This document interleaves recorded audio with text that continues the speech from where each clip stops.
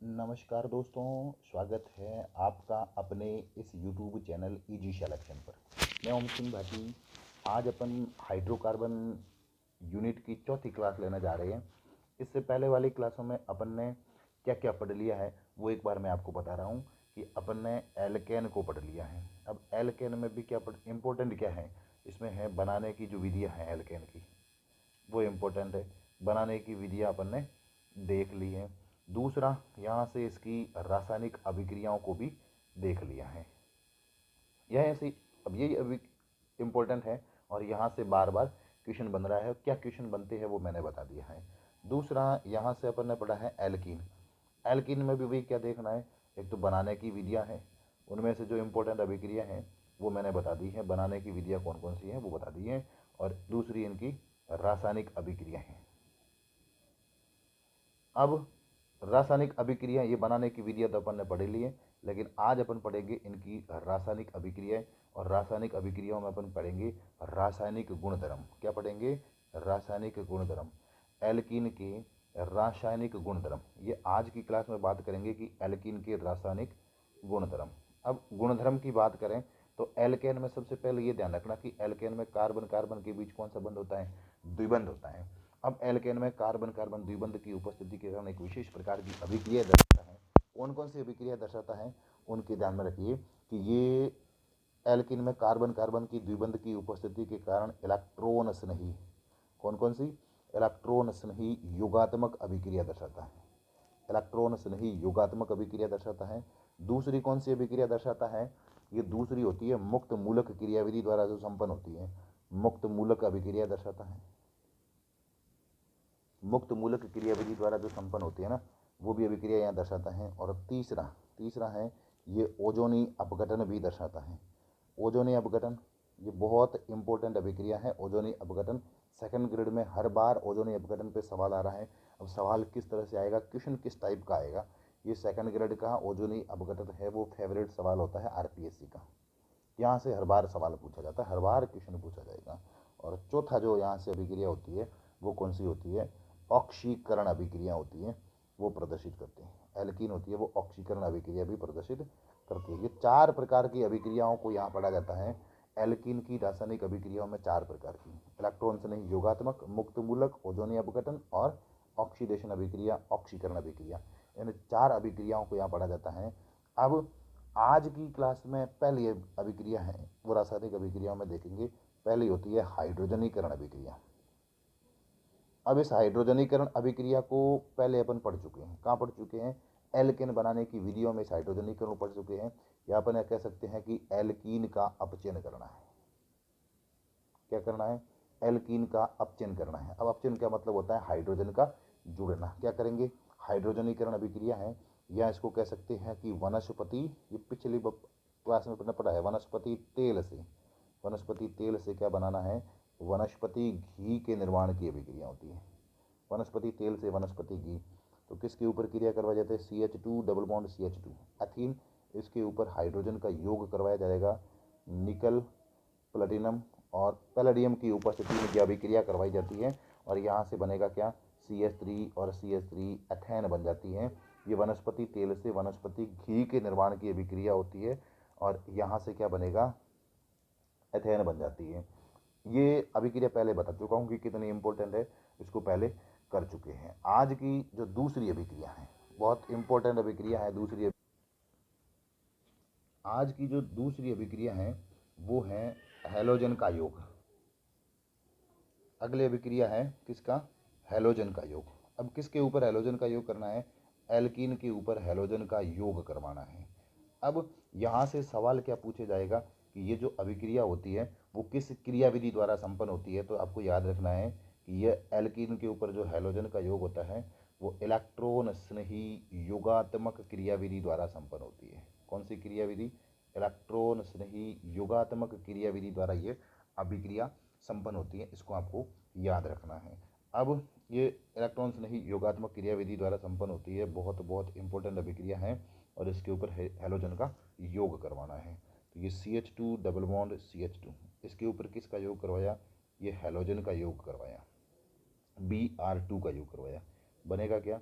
CH2 Br और एक बन जाएगा CH2Br, मतलब ये पहला ये दूसरा 1 2 दो बार है तो डाई, और ये ब्रोमो और पीछे हो जाएगा इथेन, 1 2 डाई ब्रोमो एथेन बन जाएगा।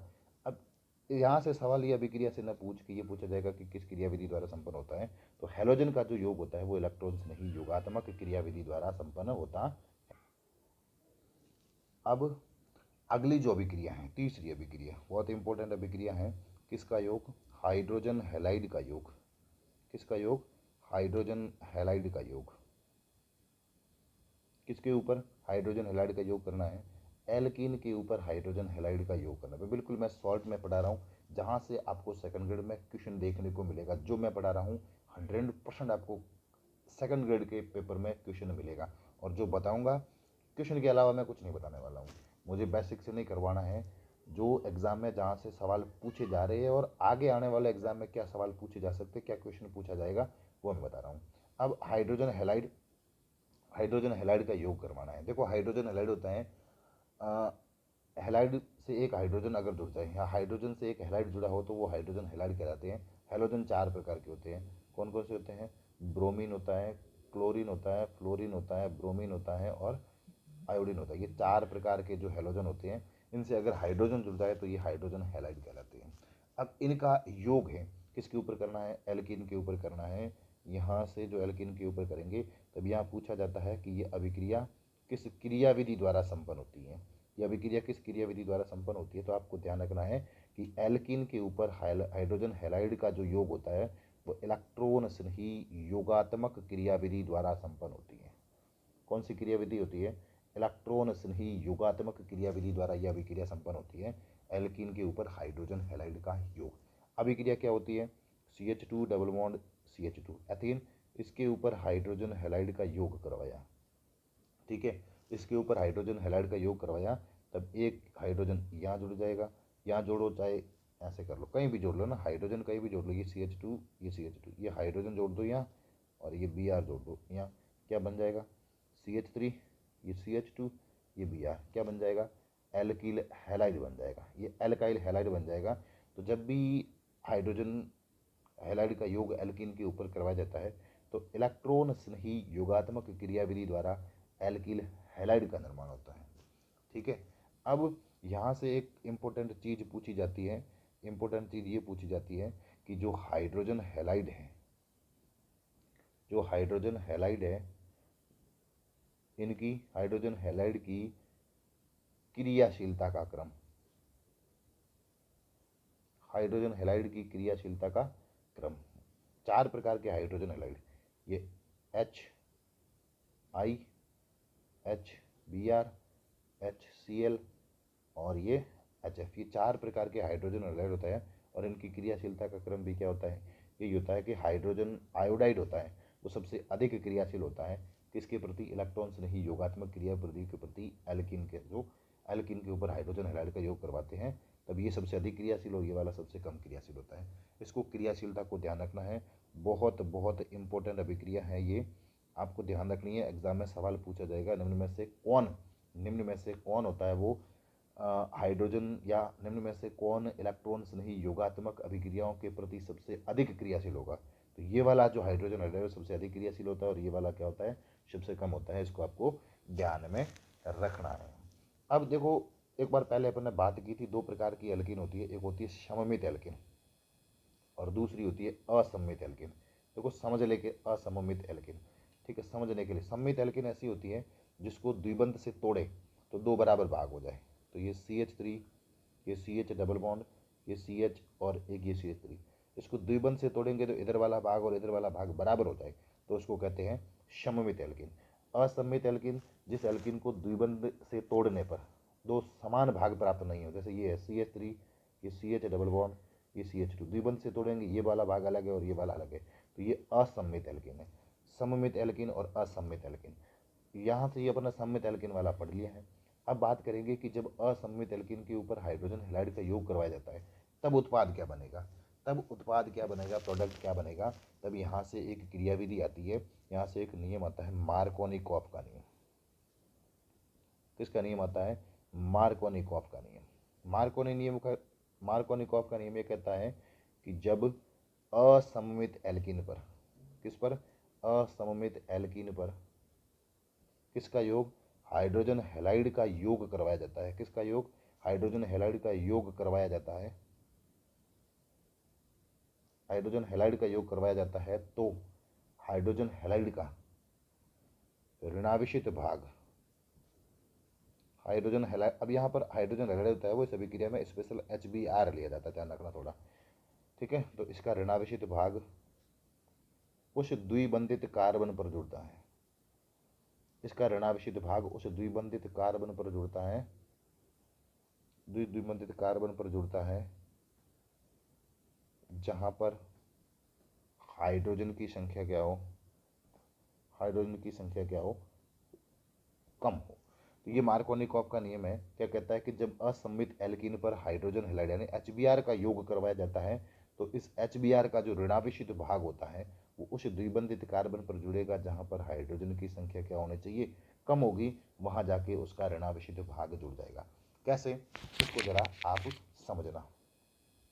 ये CH3, ये CH डबल बॉन्ड, ये CH2, ये एक असममित एल्कीन, इसके ऊपर HBr का योग करवाना है तो क्या होगा, इसका ऋणावेशित भाग वहाँ जुड़ेगा जहाँ पर हाइड्रोजन की संख्या क्या है, कम है, तो ये बन जाएगा CH3।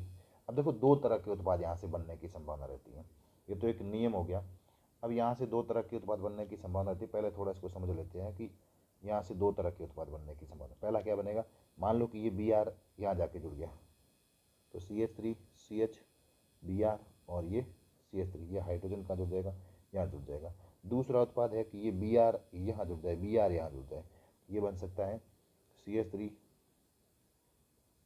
CH2 CH2 और Br, ये उत्पाद बनेगा। तो इसमें मुख्य उत्पाद होगा वो कौन सा बनेगा, ये वाला बनेगा। क्यों बनेगा, क्योंकि मार्कोनिकॉफ का नियम कहता है कि जब असममित एल्कीन के ऊपर हाइड्रोजन हैलाइड का योग करवाते हैं तो उसका ऋणावेशित भाग वहाँ जुड़ेगा जहाँ पर हाइड्रोजन की संख्या कम होगी, द्विबंधित कार्बन पर जुड़ेगा जहाँ पर हाइड्रोजन की संख्या क्या होगी, कम होगी। तो इसको थोड़ा सा ध्यान रख के समझना। ये अभिक्रिया, अब यहाँ से सवाल ये पूछा जाएगा, एक तो पूछा जाएगा कि मार्कोनिकॉफ का नियम है, ये आपको याद होना चाहिए। इस अभिक्रियाओं को पूरा करने के लिए भी दिया जाता है कि ये अभिक्रिया आपको, ऐसे भी क्वेश्चन पूछा जाएगा, ये पूछा जाएगा CH3 CH double bond CH2 plus HBr, फिर यहाँ ये A लिख दिया जाएगा।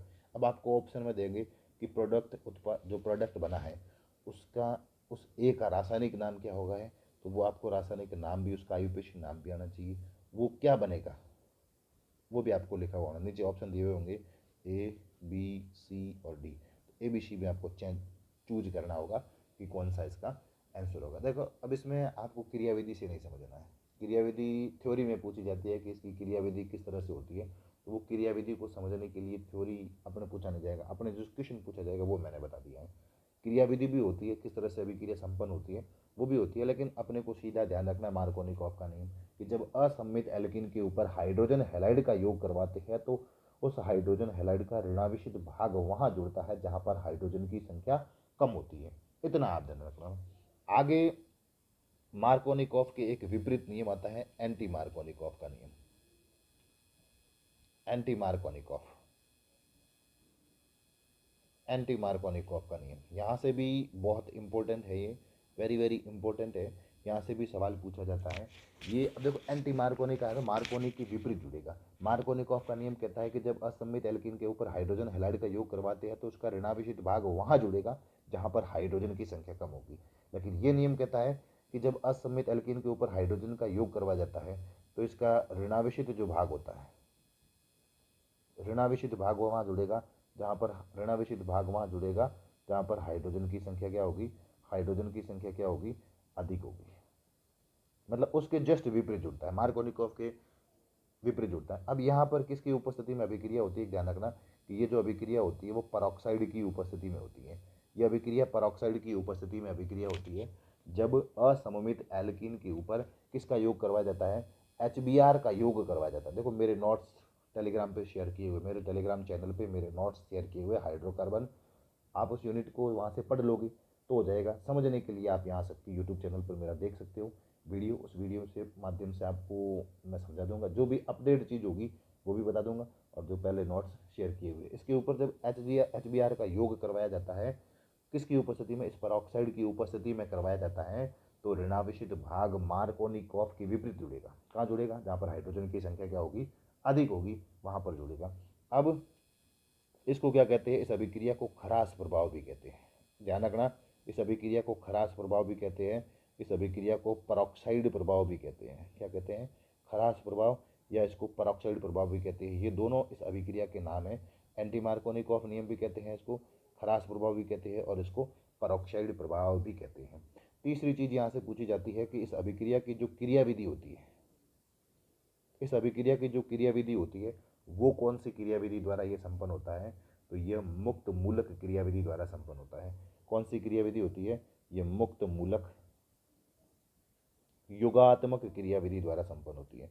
मुक्त मूलक युगात्मक क्रियाविधि द्वारा संपन्न होती है यह अभिक्रिया। कौन सी क्रियाविधि होती है? मुक्त मूलक क्रियाविधि द्वारा यह अभिक्रिया संपन्न होती है।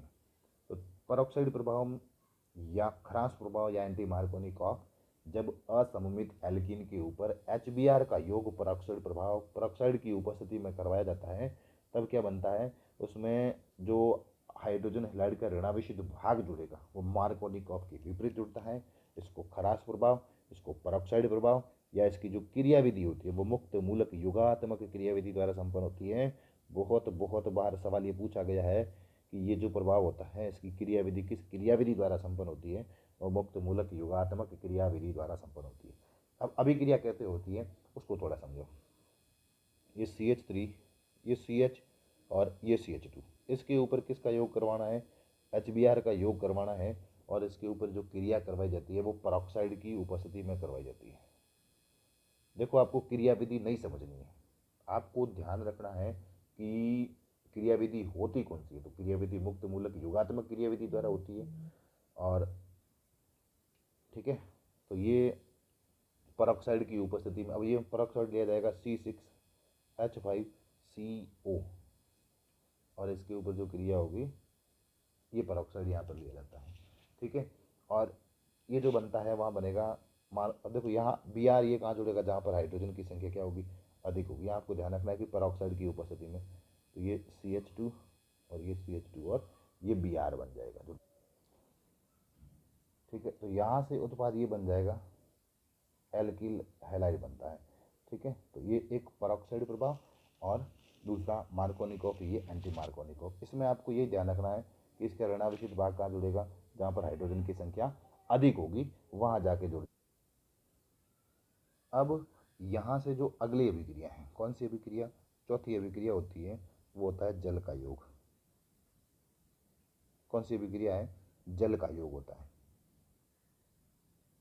जल का योग किसके ऊपर करना है? एल्कीन पर जल का योग करना है। तो यहाँ भी ये ध्यान रखना है कि इसकी जो क्रियाविधि होती है वो कौन सी होती है?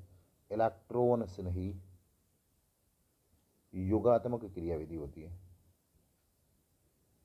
इलेक्ट्रॉन स्नेही युगात्मक क्रियाविधि द्वारा यह अभिक्रिया संपन्न होती है। किसके ऊपर जल का योग करवाना है? एल्कीन के ऊपर जल का योग करवाना है। देखो, ये CH3, ये C, ये CH3 डबल बॉन्ड CH2, इसके ऊपर HOH H2 जल का योग करवाना है। किसकी उपस्थिति में अभिक्रिया होती है? कंसंट्रेशन H2SO4 की उपस्थिति में यह अभिक्रिया होती है। ठीक है, H2SO4 की उपस्थिति में ये जो अभिक्रिया होती है, और यहाँ से बनेगा क्या? CH3, ये CH3, इसका ऋणावेशित भाग, देखो ऋणावेशित भाग कहाँ जुड़ेगा? जहाँ पर हाइड्रोजन की संख्या क्या है?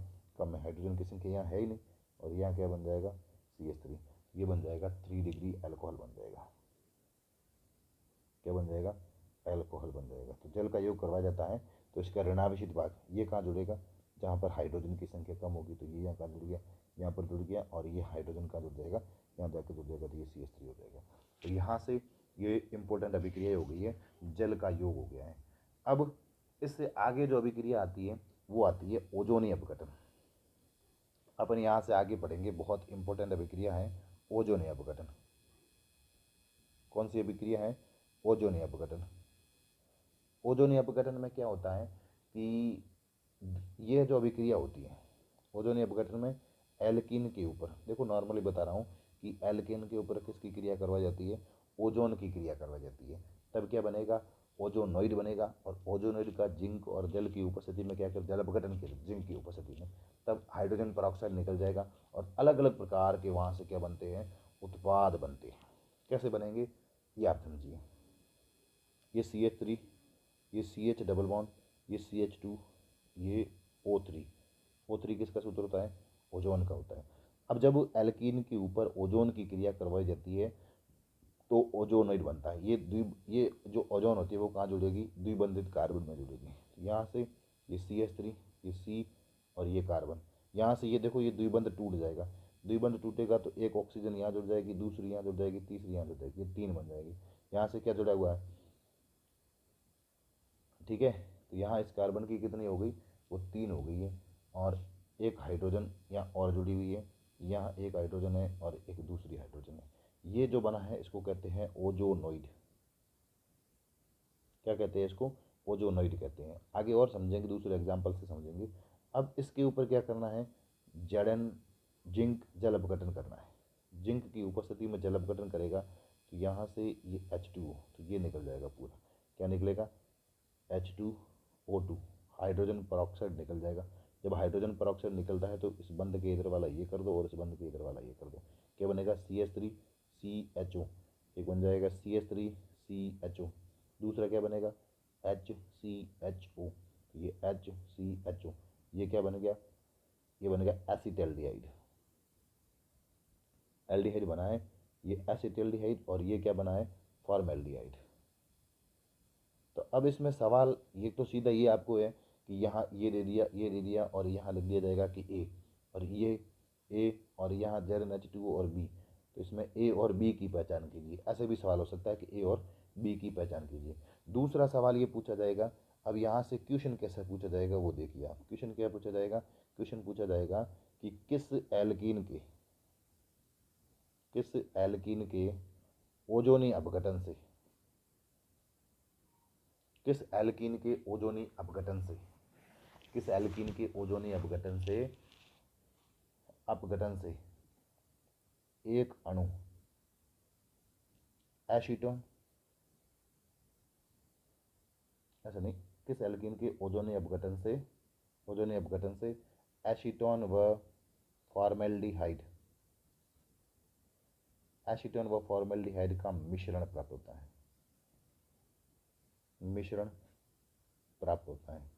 ये यहाँ से इसमें से सवाल एक अगर घुमा के सवाल पूछ दिया जाए ना कि किस एल्कीन के ओजोनी अपघटन से क्या बनता है, अपघटन से एसीटोन और फॉर्मेल्डिहाइड का मिश्रण प्राप्त होता है। अब ये करने से पहले आपको एसीटोन का फॉर्मूला आना चाहिए, फॉर्मेल्डिहाइड का फॉर्मूला आना चाहिए। एसीटोन होता है CH3 C double bond O, ये CH3, ये होता है एसीटोन, एसीटोन, और फॉर्मेल्डिहाइड होता है HCHO, ये फॉर्मेल्डिहाइड होता है।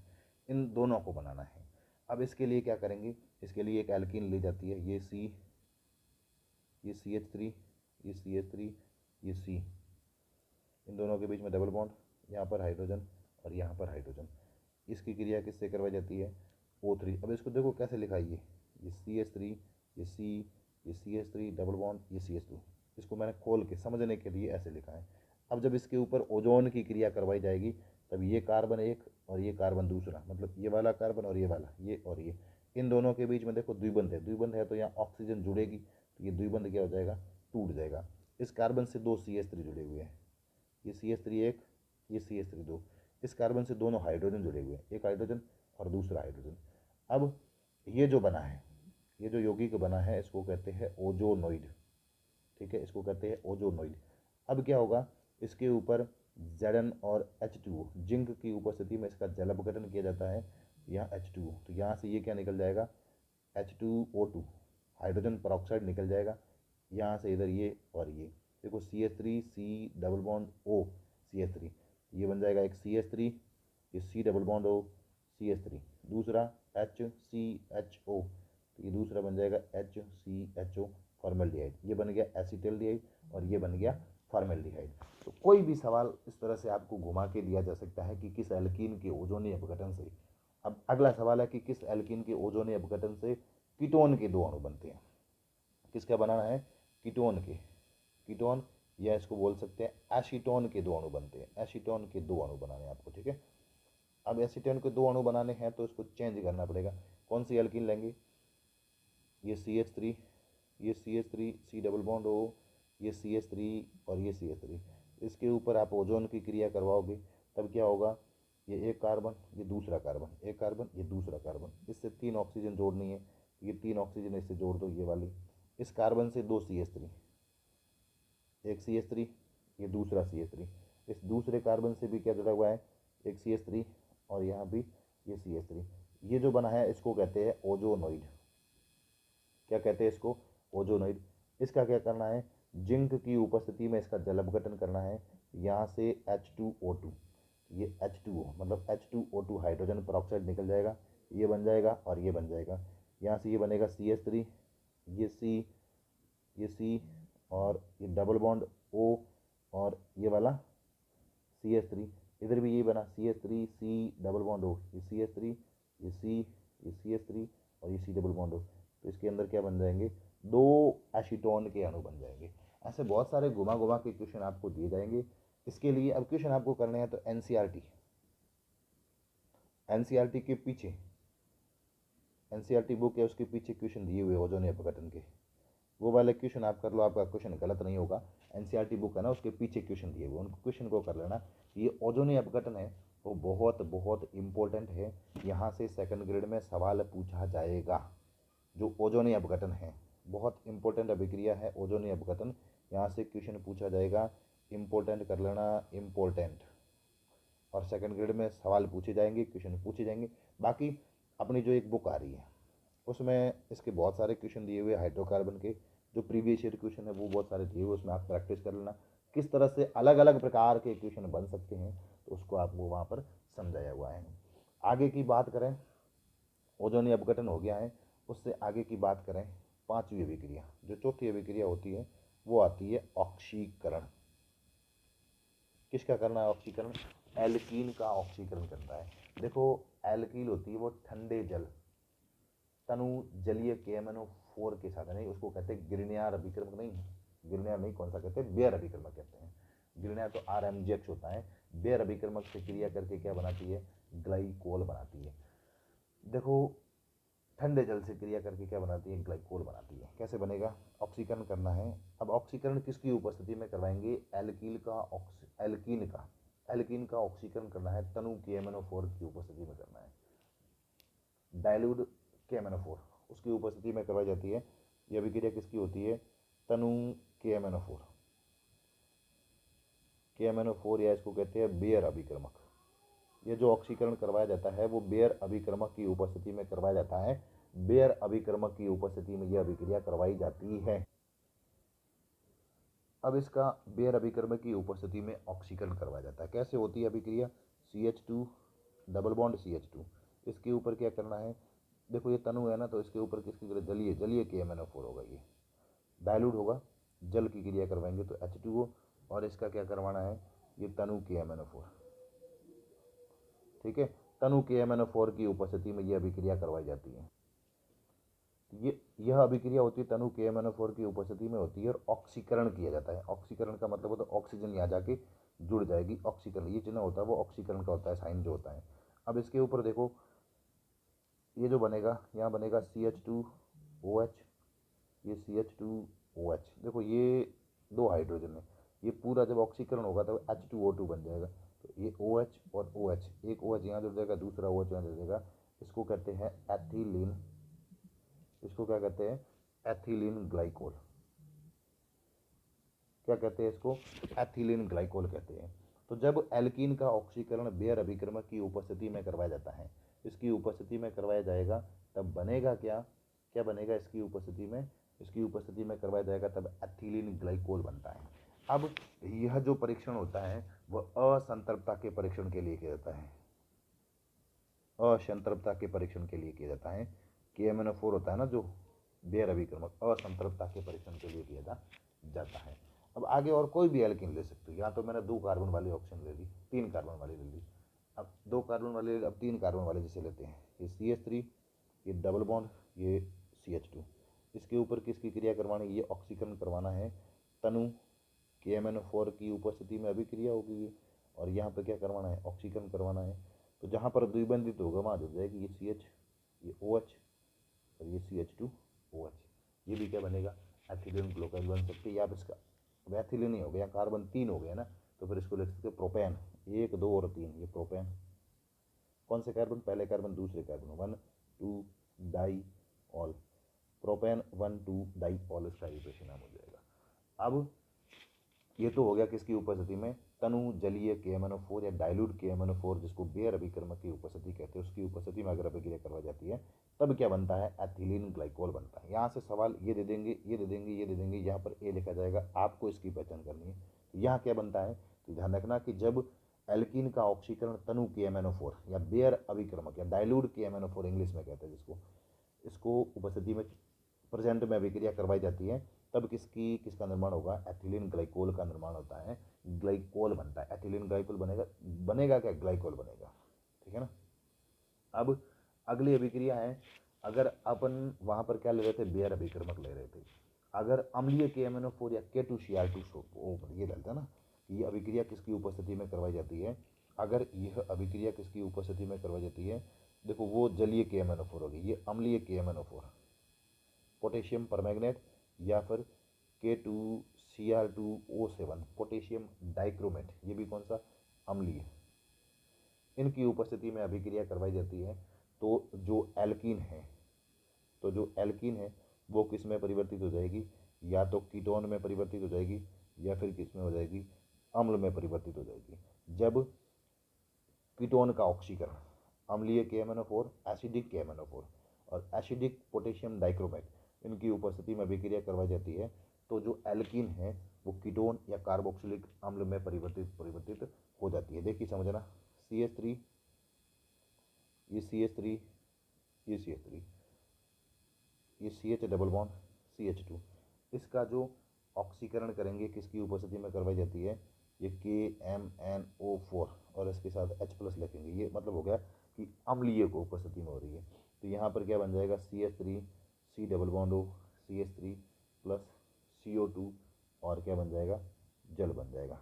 यहाँ से CH3 C double bond O CH3 acetone बन जाएगा और कार्बन डाइऑक्साइड बन जाएगी और उसके साथ क्या बन जाएगा, जल का अणु बन जाएगा। आगे एक और अभिक्रिया देते हैं, CH3 CH double bond CH और ये CH3, इसकी क्रिया करवानी है, KMnO4 कौन सा, अम्लीय एसिडिक लेना है। यहाँ से क्या बन जाएगा, एसिडिक अम्ल के 2 अणु बन जाएंगे, CH3COOH। एसिटिक अम्ल के कितने अणु बन जाएंगे, 2 अणु बन जाएंगे, जिसको एथेनोइक अम्ल भी कहते हैं या एसिटिक अम्ल भी कहते हैं। तो यहाँ से जो इम्पोर्टेंट अभिक्रिया पड़ी है, या ये देखो ऑक्सीकरण ठीक है, ज़्यादातर सवाल यहाँ से पूछा नहीं है, लेकिन इम्पोर्टेंट अभिक्रिया है, यहाँ से भी सवाल आगे आने वाले एग्जाम में पूछी जा सकती है। सबसे इम्पोर्टेंट जो अभिक्रिया है जो पढ़ा है अपन ने, यहाँ तक जो अभिक्रिया पढ़ी है उसमें इम्पोर्टेंट कौन कौन सी है, इसको एक बार ध्यान रख लो कि इम्पोर्टेंट कौन सी है। एक तो आपकी मैंने पढ़ाया मार्कोनिकॉफ, ठीक है, मार्कोनिकॉफ और उसकी क्रियाविधि का प्रकार, कौन सी क्रियाविधि द्वारा संपन्न होती है, वो मार्कोनिकॉफ, एंटी मार्कोनिकॉफ, परऑक्साइड प्रभाव जैसे वो कहते हैं ना, एंटी मार्कोनिकॉफ। और तीसरी इसकी भी क्रियाविधि कौन सी होती है वो भी आपको ध्यान रखना है। तीसरी इंपॉर्टेंट अभिक्रिया है ओजोनीय अपघटन, कौन सी, ओजोनीय अपघटन, ये इंपॉर्टेंट अभिक्रिया है ओजोनीय अपघटन। और चौथी अभिक्रिया इंपॉर्टेंट कौन सी है, ऑक्सीकरण अभिक्रिया होती है। ये चारों अभिक्रिया बहुत इंपॉर्टेंट अभिक्रिया है। आज मैंने जो वीडियो अपलोड ये कर रहा हूँ, इसमें आपको 100% RPSC सेकंड ग्रेड में क्वेश्चन मिलेगा, जो भी आज बताया है। एक क्वेश्चन यहाँ से मिल जाएगा। अब यहाँ से देखो 4 मैंने पिछली बार बताया था कि यहाँ से 3 से लेकर लगभग 4 क्वेश्चन पूछे जाते हैं। तो एक क्वेश्चन जो आज पढ़ाया है उसमें 101% जो आज पढ़ाया है वहाँ से मिल जाएगा। आज की इस क्लास में इतना ही। आगे की जो क्लास अपन पढ़ेंगे उसमें क्या पढ़ेंगे, एल्केन पूरा हो गया, देखो एल्केन हो गया है, एल्कीन भी लगभग हो गया है। अब आगे की जो क्लास में पढ़ेंगे वो अपन पढ़ेंगे एल्काइन। आज की क्लास में इतना ही। बहुत बहुत धन्यवाद।